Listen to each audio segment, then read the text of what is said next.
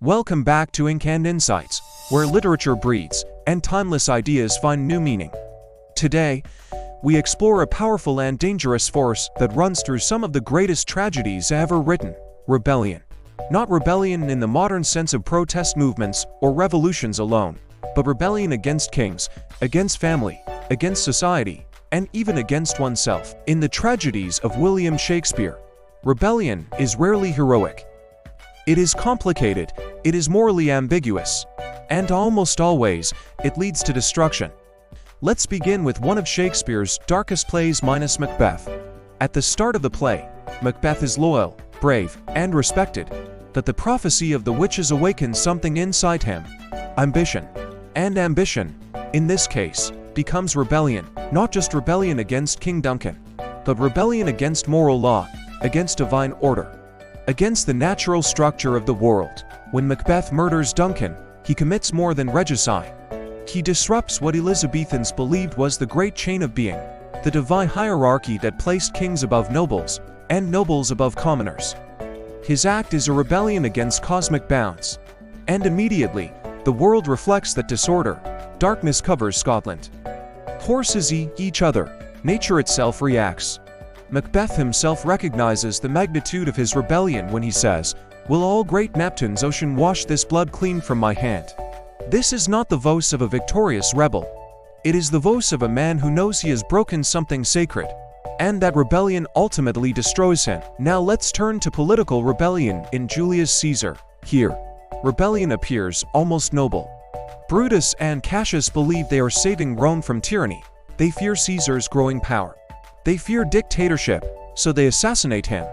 Brutus justifies the act by claiming it is done for the good of the Republic. He loves Rome more than he loves Caesar. But Shakespeare complicates this moral reasoning, because after Caesar's death, Rome does not become freer, it collapses into chaos and civil war.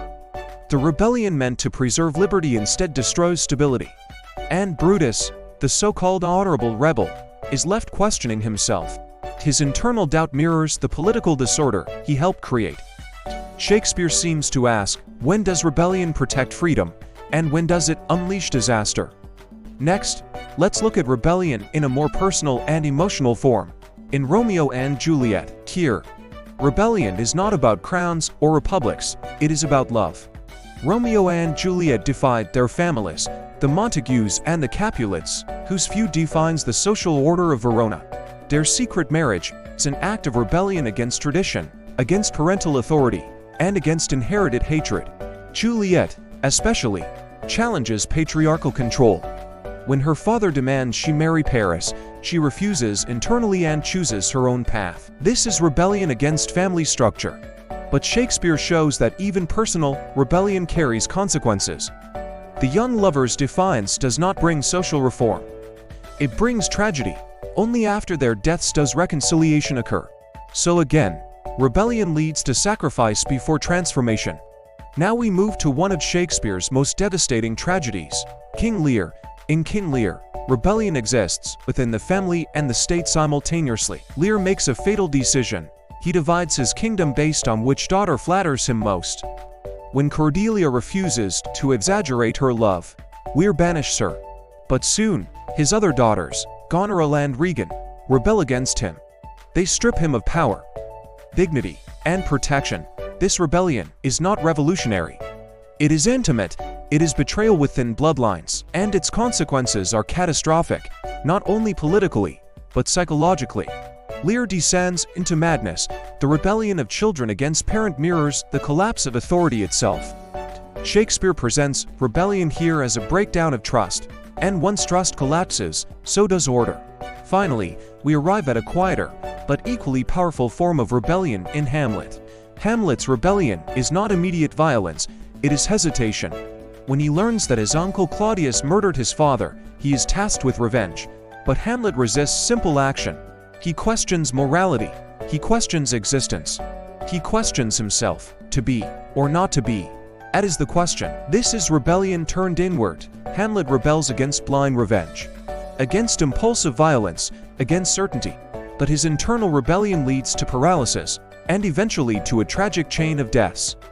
Shakespeare shows us that rebellion does not only occur in battlefields or conspiracies, sometimes it occurs in the human mind. Across these tragedies, a pattern emerges.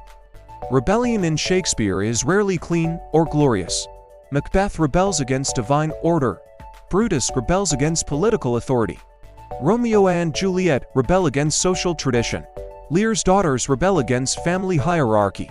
Hamlet rebels against moral simplicity, and in every case, rebellion disrupts stability.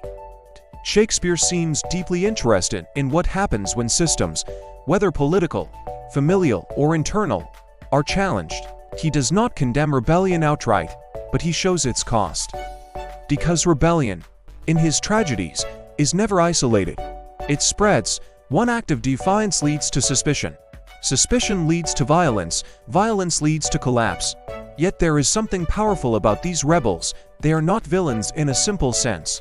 They are human beings confronting authority, destiny, and limitation. Their rebellion reveals ambition, love, doubt, pride, and fear. In that way, Shakespeare uses rebellion to explore the complexity of human nature itself. Perhaps that is why these tragedies still resonate today. Because rebellion remains part of the human experience. We question authority. We challenge expectations. We struggle against fate. We fight internal battles. And Shakespeare reminds us that such rebellion carries both courage and consequence. So what do these tragedies ultimately teach us? That rebellion can be transformative, but it is never without cost. That power challenge can lead to liberation or destruction, and that sometimes the greatest rebellions are the silent ones within our own conscience.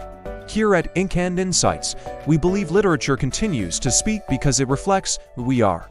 Shakespeare's rebels are not distant historical figures. They are mirrors of our own struggles with power, identity, and morality. If you enjoyed this exploration of rebellion in Shakespeare's tragedies, don't forget to like, subscribe, and share this video with someone who loves diving deep into literature.